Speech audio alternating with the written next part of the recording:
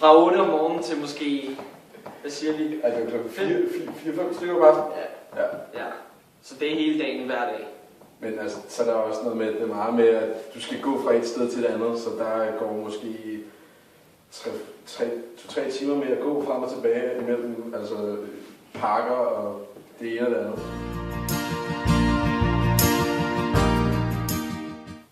Socialt en hel masse. Ja.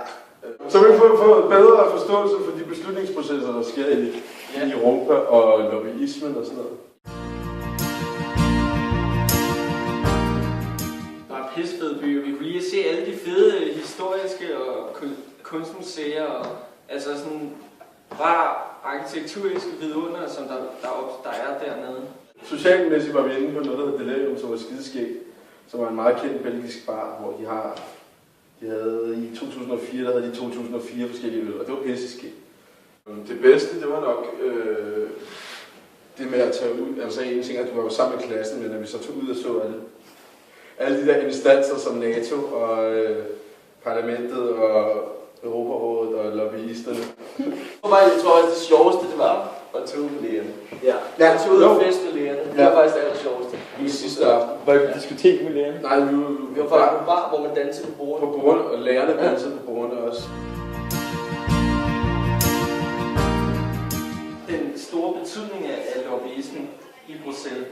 Altså, ja, det hvor meget og hvor åben det er. Altså, man skulle tro, at det var måske lidt mere lukket af og lidt mere tabu, men det er sådan ret åbent. De er åbne med, at ligesom at firmaer går ind og påvirker de politiske beslutninger. Ja. Okay. Ja, det synes jeg. Ja. Jeg synes, den var rent fagligt var meget mere relevant. Ja. Altså, fordi den ligesom havde et mål. Men jeg synes, jeg kunne bedre lide Bruxelles også som by. Sådan. Det var lidt sjovere. Bruxelles er en mærkelig by, faktisk. Blandet. Hvorfor er den mærkelig? Der er sådan virkelig pænt, og så er der virkelig grimt. Ja, præcis. Du har været bedre forberedt på dem, vi skulle op og høre, fordi det var forventet, at vi stillede mange spørgsmål, og der var også sat super meget tid af til det, og vi vidste ikke noget om det.